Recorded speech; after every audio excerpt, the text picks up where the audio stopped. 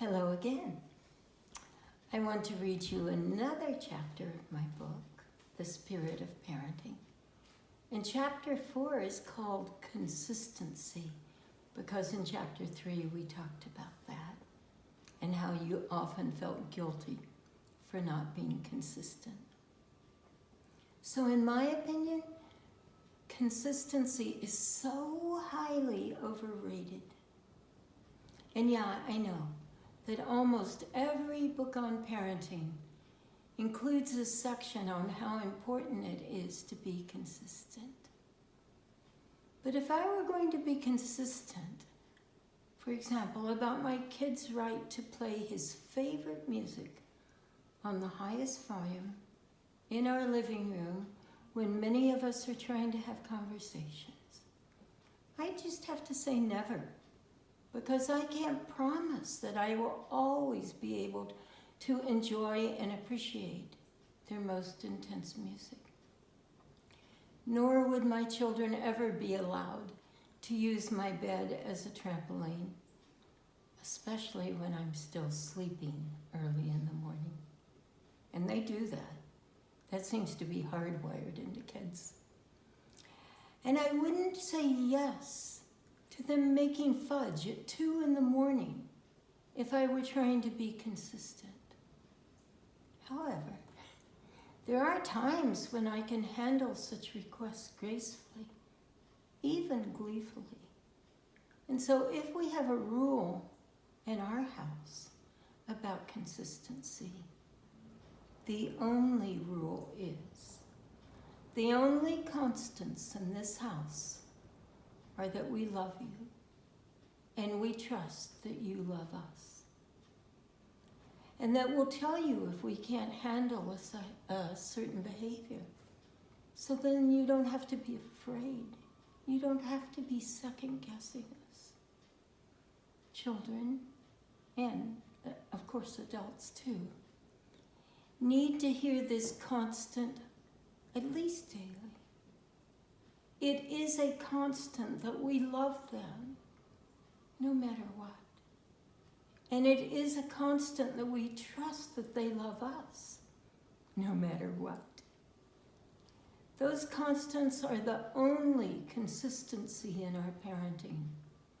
And so even when we are so irritated that for a moment we just want them to disappear, we also assume that the love never, ever goes away. And you know, in terms of being consistent, other than about love, there are some negatives. For example, if we made a decree of never, we might not get to witness their passion when they're playing their music. And what a shame it would be if our never meant that we never sat with them by candlelight in the middle of the night, eating fudge and sharing secrets. I've done both of those things with my kids, and I swear to you that such precious moments are not to be missed. So I'm telling you that you don't have to aim for consistency. Instead, go for in-the-moment honesty. And question whether you are saying never because you never ever want to have that experience, or you are saying never right now because you are way too tired, way too busy, way too overwhelmed. And if that is the case, then before you reach the screaming stage, and this takes practice, simply say, you know, listening to your music sounds great, but I really can't do that right now. So can we set aside a time when we can be together and you can tell me everything you love about that music? Because I really want to understand, because I love you so much. But there is one time and one place where consistency is so very important. And this is when or if you are parenting with another person. And that person might be your mate, and you two may be in so much love that you are a gorgeous example of how to love consistently. But it might be your ex. It might be somebody perhaps that you're not feeling so patient and honoring and knowing, trusting that they can help you parent. And it might be somebody new who's just stepped in and they have no idea how to do this. But what is important for parents is not to battle with one another over ways to raise a child, especially in front of the children. I'm not saying that you can't disagree. And you can even explain your differing opinions to your children and maybe even have a family conversation. And they can add their opinions. But you should try not to battle or to imply that the other parent is stupid or selfish or crazy or worse.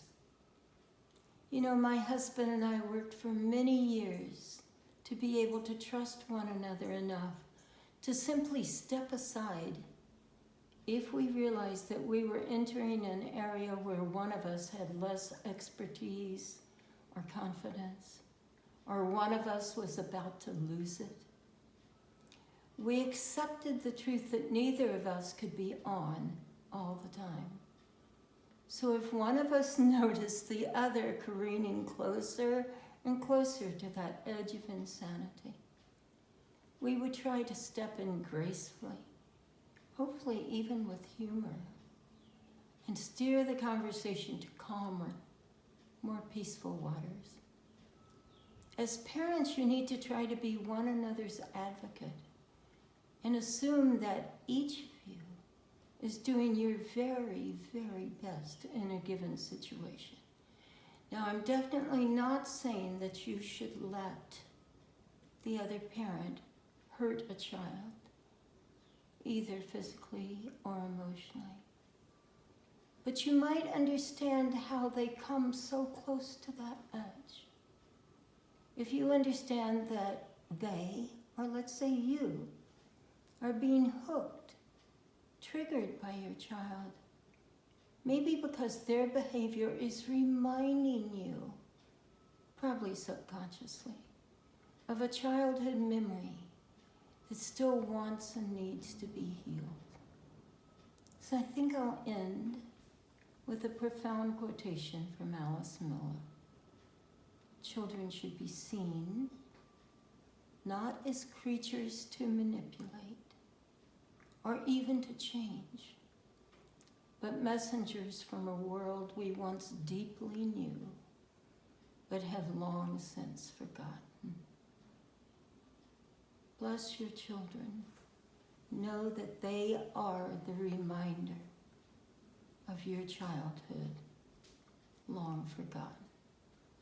May everyone be healed in this family by giving up consistency and constantly returning to love. Thank you.